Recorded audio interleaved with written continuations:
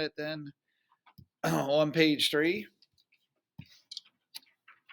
The United States expands west. Oh, by the way, let's review the key concept from yesterday. Above it, 223. Although Marbury was never able to become a judge, how did the case strengthen the United States Supreme Court? Jesse.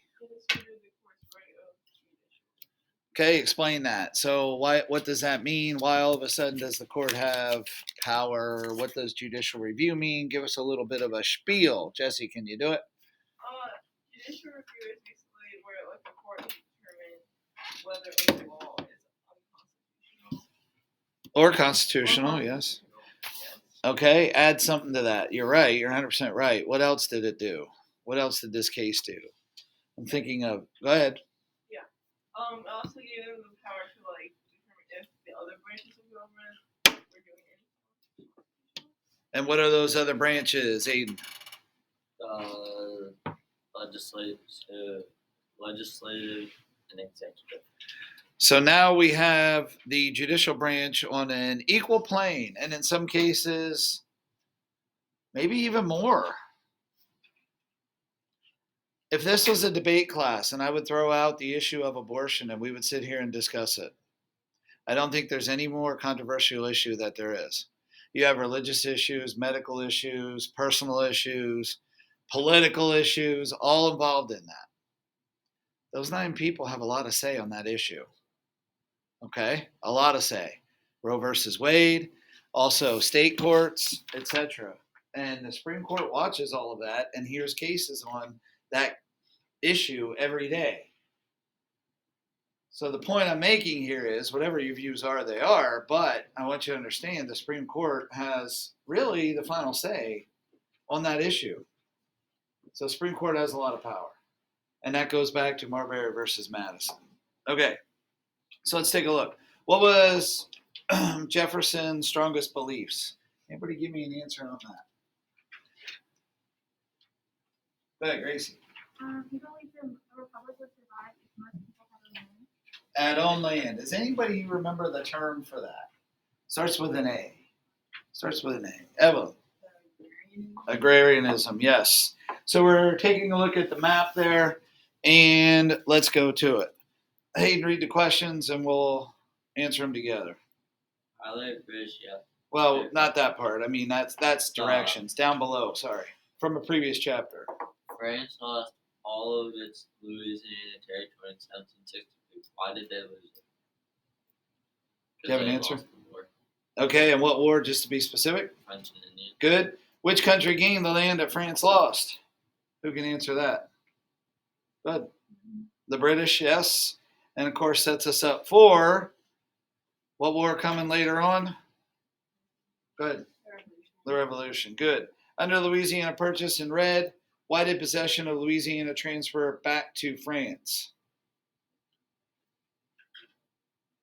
Good. They got it from Spain. Got it from Spain, yes. Anybody add anything to that? You're right. You're 100% right. Evelyn, you look like you have something there. But I guess they helped them in a war. Okay. Very specific. All right, yes. And it was based on a treaty. I'm not even going to get into the detail. But the bottom line is France got the land back. Okay?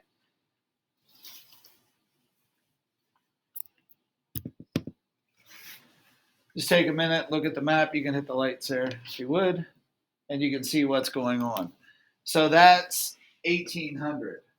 Obviously, our main focus of this chapter is to understand the Louisiana Territory, which was owned by France at the time. France did not have a strong military presence by any means in that territory, and they were more than happy to unload it. We'll explore that here in just a few minutes. The other thing I want to mention is New Spain over there. You see how far Spanish territory extended. Mexico's going to get its,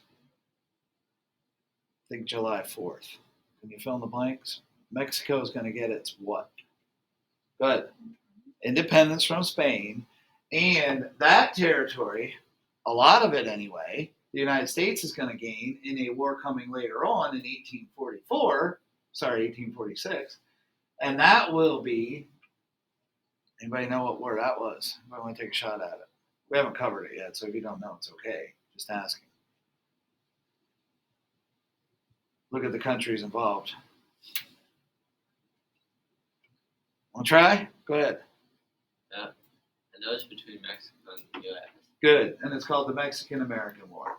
But obviously, that's another story for another day, and we'll get to that. Okay. So we have, of course, the map up at the top.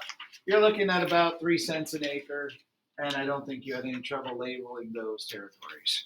Anybody have any questions on that? I think you probably got that. No problem. Okay. Moving right along then. If you can see that, of course, what's going to happen. Louisiana is, again, what we're focused on in 1803. Okay, a lot of this we covered yesterday. We discussed this. And one thing to reiterate is that last part there, up until the time he was president, Jefferson was adamantly opposed to implied powers, yet he used implied powers to conduct the Louisiana Purchase, and we're going to focus on that more so today. Okay, a couple of details before we go any further, and we covered this yesterday. What's the answer? B, the portable chair. Okay, portable chair. There you can see the portable chair. Kayla, I know exactly what you're thinking. A bag chair is a lot easier and a lot more comfortable. I agree. Whoever invented that deserves some kind of an award. That is really nice, aren't they? Throw it over your shoulder and go. We didn't have those when I was a kid. We didn't. Also, I think the one that invented Novocaine. You go to the dentist, you know. They deserve an award too. Yeah, so we can agree with that. Yeah. Forget the chair, right? Okay. Jefferson was called the uncommon common man.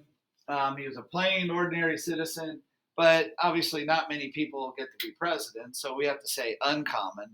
But he really was kind of an ordinary citizen. Just a couple things to mention there. He walked, and just stating that, he walked to his inauguration. He walked to the White House when it was over, didn't ride a horse, didn't go in a carriage. You know, I'm not going to test you on all that, but just to mention the whole concept there that he was really an uncommon common man. He was a writer. I hope that's no surprise, right? What did he write?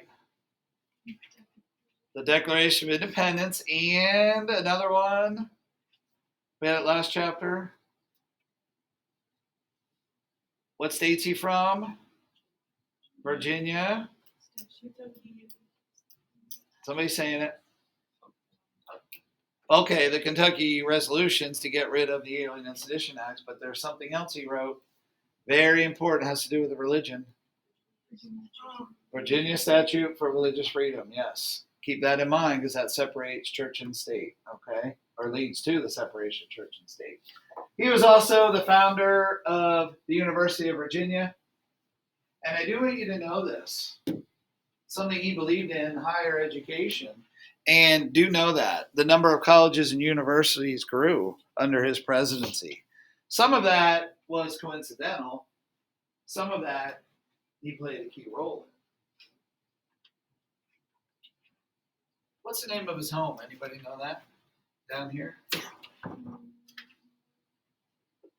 Monticello. Yes, Monticello is the name of his home. Pretty cool estate. Okay, pretty cool estate. So higher education did grow, and a lot of that is owed to Mr. Jefferson, President Jefferson.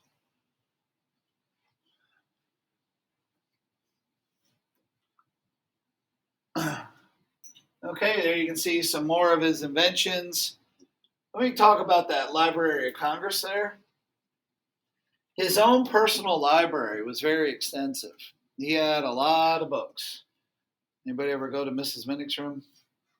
Multiply that by 1,000,000. I know that's a lot, right? Okay. But his own personal library, he donated to the U.S. government, and his own personal library became the Library of Congress. And boy, can you ever find a lot of stuff in there. Anything you want to know. The history of pillow you can find there. He also invented the swivel chair. There we go. Don't tell me you don't spin around real fast on them, at least when you were a kid you did. Then you try to stand up and fall over, right? Yes. Be careful. Don't do it. Okay, let's just say that.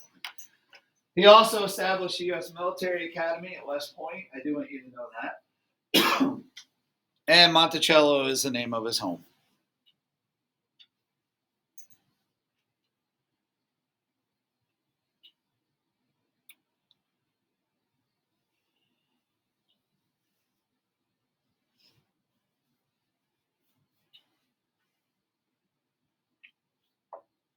Number often, we've had several graduates from U.S. military academies, including West Point, the Air Force Academy.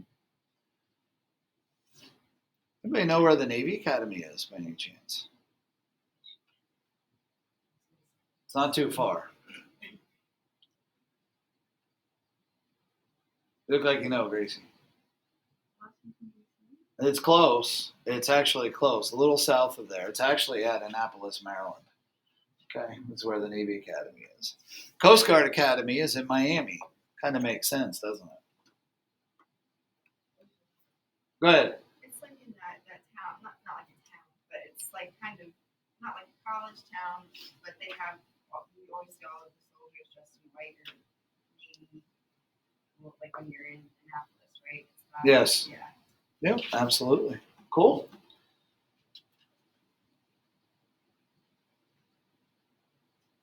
Quick story. Has nothing to do with this. Did you ever watch Weather Channel? I know you can't squeeze it in because you're watching the History Channel, but you know, after basketball practice, after volleyball, whatever you're doing, then you go and watch the History Channel and sometimes maybe even the Weather Channel. Well, there was a gentleman in North Dakota, and there was a weather bulletin that they were going to have flooding.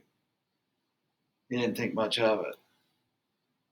North Dakota. Now, picture where North Dakota is on the map.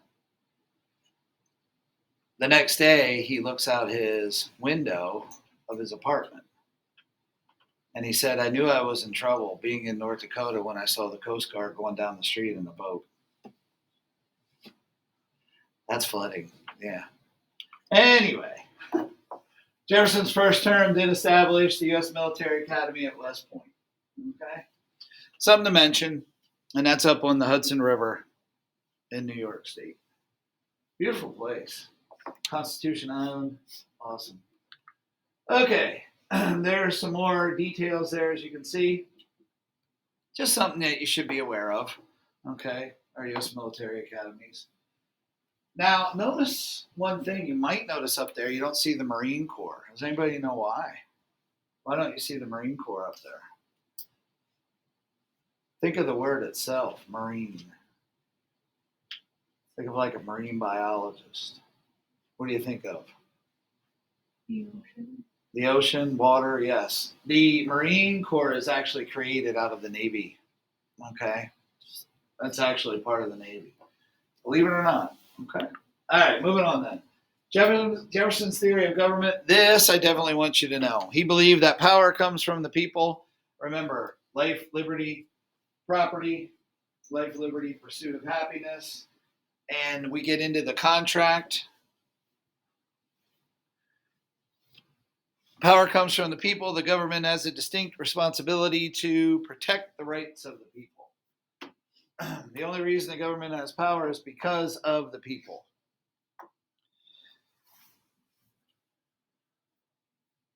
Sometimes that gets a little controversial, sometimes it doesn't.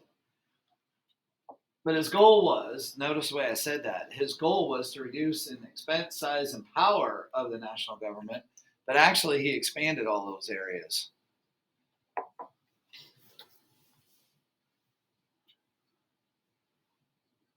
The power of the national government, if the national government uses implied powers, certainly then the national government has a lot of power. Okay? So I want you to keep that in mind. His goal was to reduce the expense, the size, and power of the national government. He actually expanded the power of the national government. We'll talk more about that. Okay? All right, just to be clear then, once again, I mentioned this before. Around 1800, higher education in the United States, number of colleges, universities grew, and Jeffersonians believed smaller government, but also favored a nationwide system of public schools. Now, that does not grow till later on. Okay, we'll see that more into the 1800s. Okay, but definitely did believe in the nationwide system of public schools. That you want to know. Okay, because that certainly is a major part of the federal budget. Okay. A lot of money goes into schools, public schools, colleges, universities, etc. And that was his educational view. Okay, colleges, universities grow substantially. Okay, main focus then for today under Jefferson, the United States continued to expand westward. And we already said that, answered that one question. We want to think agrarianism here. To understand this,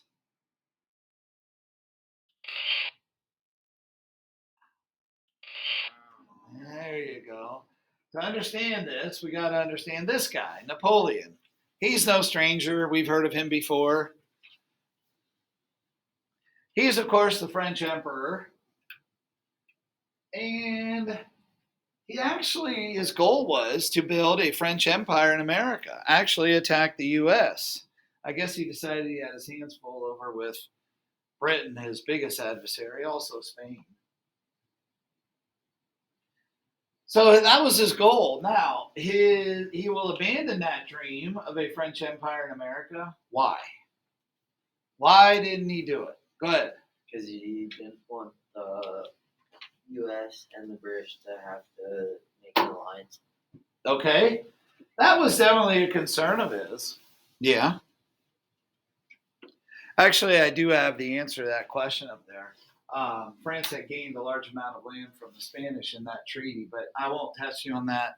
The bottom line is France gets the land back from the treaty. Anybody have Spanish class? Clase de Español? Evelyn saw your hand first. Do you want to pronounce it?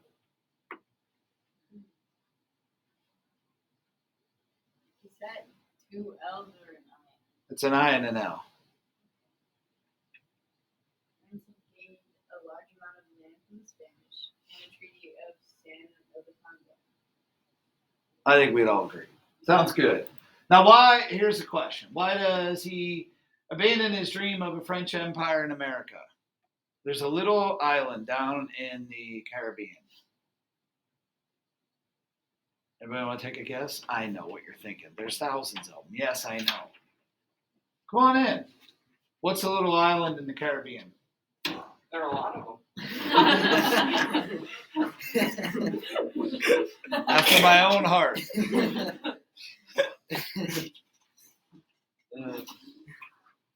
Go ahead. Is it Haiti? It is Haiti. Now we're talking Haiti. Good job.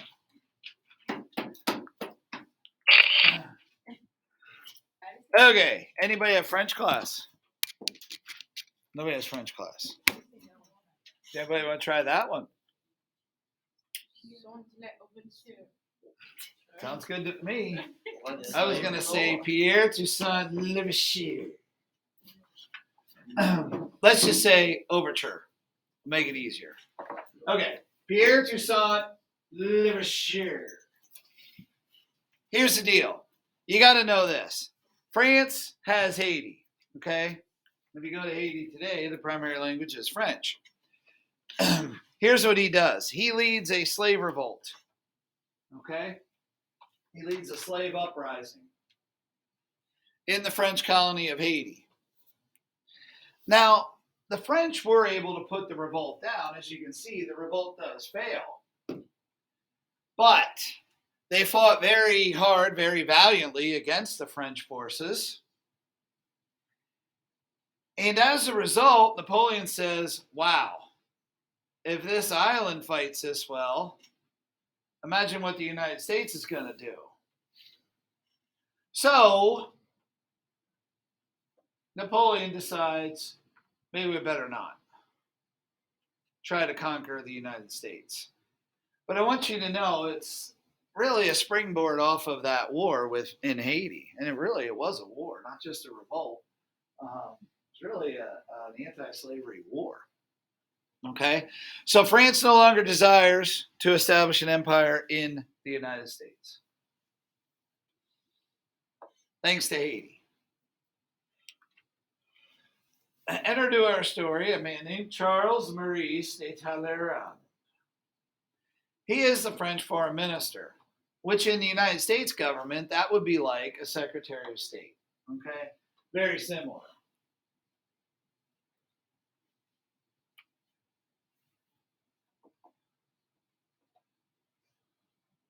Bryson, are you French?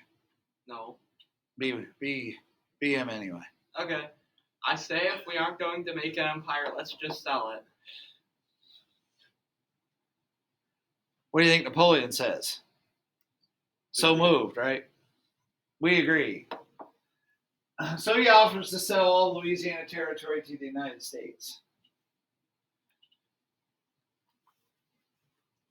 Now, another reason I should mention here, down here, that the French decided to sell it, there were, and I said there wasn't a big military presence, there were French soldiers, okay? And the French army in the American continent have been decimated by diseases. So really, Napoleon thinks, my army is suffering. You got your hands full with Britain and Spain over in Europe. What else is Napoleon attacking? 1812 Overture. For those of you music fans out there, what did he attack? I'm going to get Mr. Shed over here. Wasn't it Russia? Yeah, it was Russia. There we go. Now I see wheels turning. Yeah, Russia. He goes in. The soldiers have their summer uniforms. The Russians practice slash and burn. Okay, sound familiar? So he decides the last thing I better do is pick on the United States. Everybody with me? Ellie, you with me? Look like you had a hand up. Does that mean you got a question or you got it? Okay, good. So here we go. What constitutional and congressional issues were created as a result of the Louisiana Purchase? Anybody want to try? What's a constitutional issue? Go ahead. Maybe not a constitutional issue, but one issue would be what states would be slave states. Okay. The issue over slave states or not slave states? Yes, I agree. Go ahead. The Constitution just didn't talk about buying territory. Yep. So Jefferson's going to have to use what powers? But Implied, yes. Go ahead. The more states there are, the less power each individual state has. Bingo. And that obviously is going to upset which party that already lost the presidency? Which party is no longer in office? The Federalists. And I want you to know that. The Federalists were especially cranky over this because most of this new territory is going to go Republican, and the Federalists knew that. And I want you to be aware of that. So you got constitutional and congressional issues. President Jefferson was very unsure about this. If you notice the one assignment asked you to take a look at, it states Jefferson favors an unconstitutional act. Obviously a criticism by one of the Federalists in Congress. Okay? But Jefferson decides he wants New Orleans, and that's very important.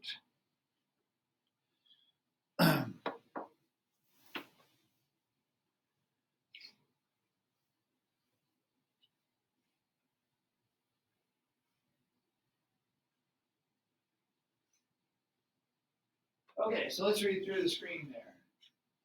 Maggie, if you would, please. President Thomas Jefferson is unsure. Jefferson realized the importance of New Orleans. Needed New Orleans to develop the West and a major trade port. Jefferson knows the Constitution does not clearly give him the power to purchase Louisiana. Biggest problem. Jefferson knows that adding more territories and states will decrease the power of the current states and the Federalists will. Okay, so the Federalists are cranky. The Constitution doesn't give him the authority, and he knows he's going to have a fight on his hands. Okay, let's continue with the same idea a little bit further. Ella, if you would, please. When Thomas Jefferson received the treaty for the Louisiana Purchase, he was unsure of his constitutional authority to accept it. The Constitution in no provision for the acquisition of New England, Jefferson's President's Qualms. qualms over constitutionality and his elusive interpretation of the Constitution. Will this be an implied power or an enumerated power? You got the question? You want to answer it?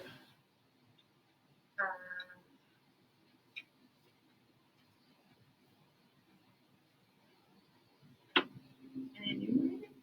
Implied. Good. Yes, that would be implied power. If it's not in the Constitution, it'd be implied. Okay. So Jefferson's motivations. Why does he go through with it? Again, New Orleans, and that would actually complete the Treaty of Paris. He's extending the spirit of the Republic. And make sure you get that. It allowed the United States to become a world power. You definitely want to know that. The United States becomes a world power. He didn't think that that was going to happen at the time, though. Let me be clear. You're adding new territory. It does not necessarily make you a world power. Don't forget, the more you have, the more you have to protect, the more issues there might be. Oh, sure. Yeah, I kind of think of a guy I knew that bought a lot of land upstate. He said that was the best thing he ever did was buy all this land. He got it cheap. And then all he ever does is walk around chasing trespassers out. You know? So if you think about it, you're buying all this land. Well, now you have to have an army, okay? You have to protect it. And obviously there's a lot of competition out there. And ensuring the future of American agriculture, what belief once again? Agrarianism, yes. So, a couple of players here. James Monroe, yes, he'll be later on president. He was sent to France to help Livingston negotiate the purchase. Not terribly worried about this, but just to mention, you know, some of the players involved here. Of course, two of the biggest players would be, well, Jefferson for sure, and Lewis and Clark. don't forget Sacagawea and York as well. Okay? But yes, James Monroe was sent. Okay, Louisiana Territory, a couple of details. It was actually closer to 4 cents an acre, but let's not squabble too much here. The greatest real estate deal in history, U.S. paid France $15 million for Louisiana Territory. Just jot down 828,000 square acres.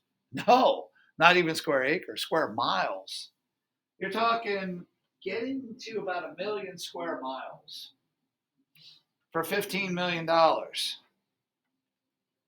Some places you're lucky if you get 1,000 acres for that, especially if you have prime, urban areas. Actually up in New York City, and I'm sure other cities, the same thing. They actually sell land by the square foot. You want to put up a skyscraper or something, they'll sell you the land by the square footage. That's 12 by 12. Wow. Stretches from the Mississippi River to the Rocky Mountains to the Gulf of Mexico, the whole way up to Canada. I think you get the idea. 13 states are created out of it, and it doubled the size of the United States. One of the largest nations in the world. But Go ahead. I was just gonna say, well, in Switzerland, we heard about there was like, if you wanted to actually buy a house, you would have to pay like $1 million for a tiny one. And where's that at? Switzerland. Wow. Like if it would be small, but you would have it. I mean, it would be bought. For $1 million. Wow. Huh. So this was a good deal, right? This was a good deal. Okay. The amount of the money was never the question. It was all of the issues that come with it. Okay. I'll just throw this out there. The land boundaries were not clearly defined. Just to mention, there was still a little bit of disagreement with Spain, okay, out there. It's not like we send a big team of surveyors out there to say this is exactly where it is. I want you to understand that. Think about the thousands of surveyors you'd have to send. Okay? All right, so let's read through this and let's see if we can figure it out. Cap hip. Go Go, Evelyn, go.